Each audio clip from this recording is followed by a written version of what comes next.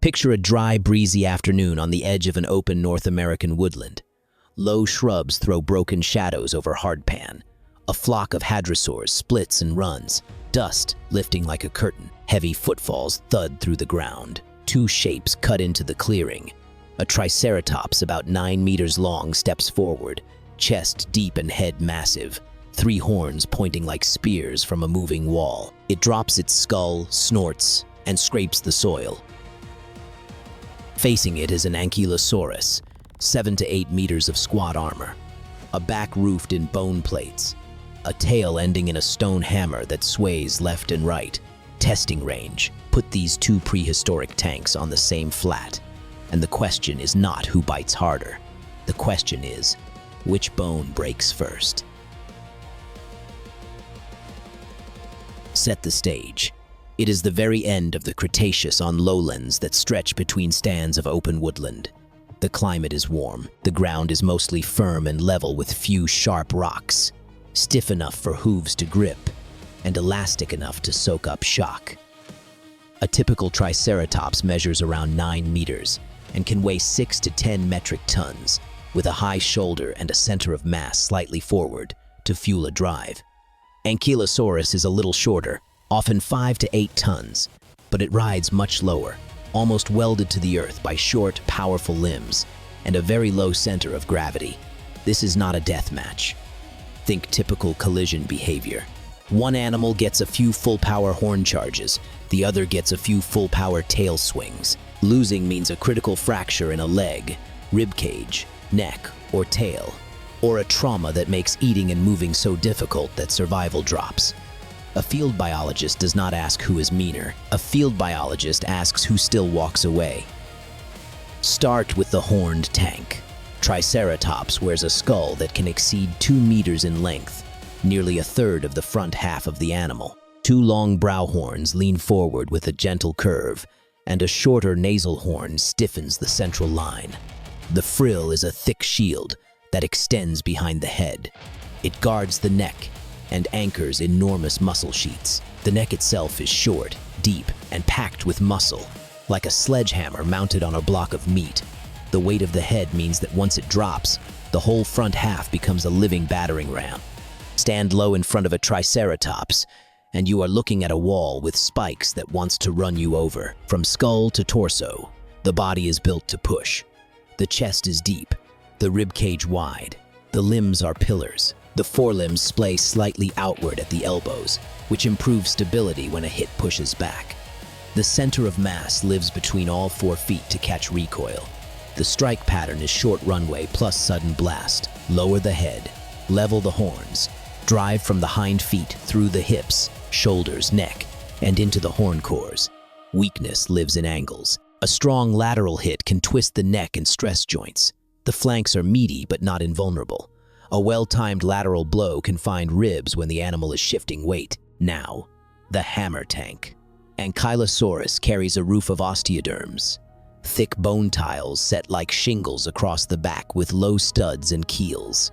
Broad plates guard the flanks and hide most of the soft machinery. The silhouette is as low as a coffee table.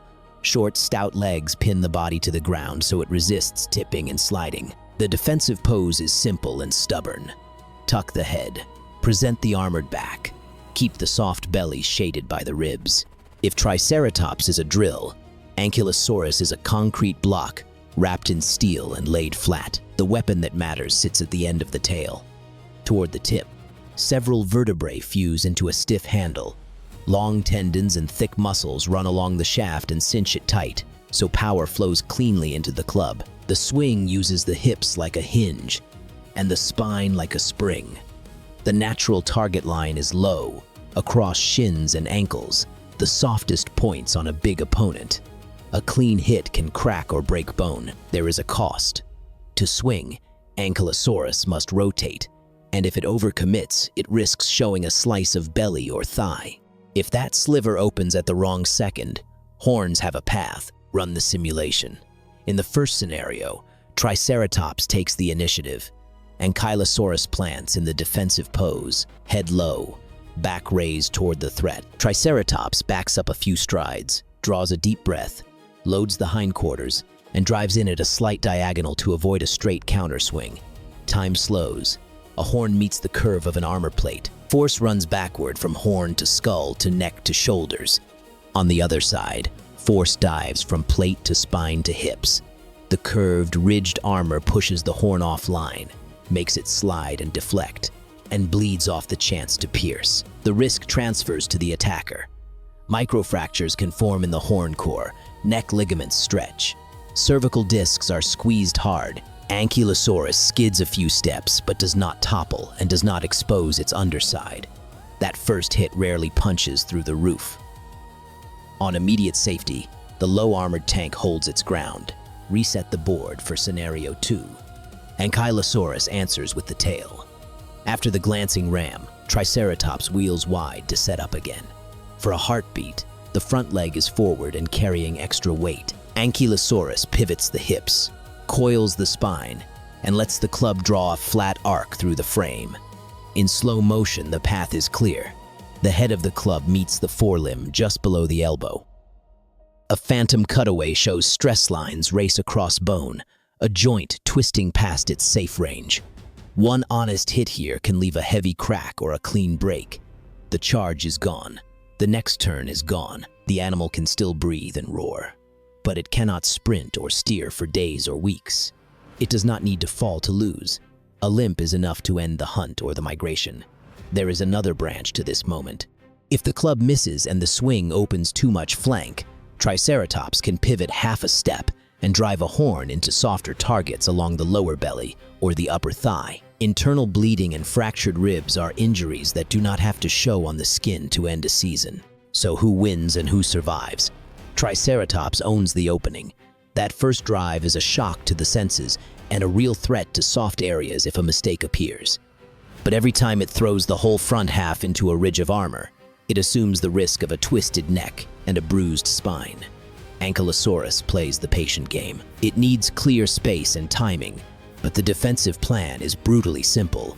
Stand firm, read the rhythm, punish a leg on open ground with room to rotate.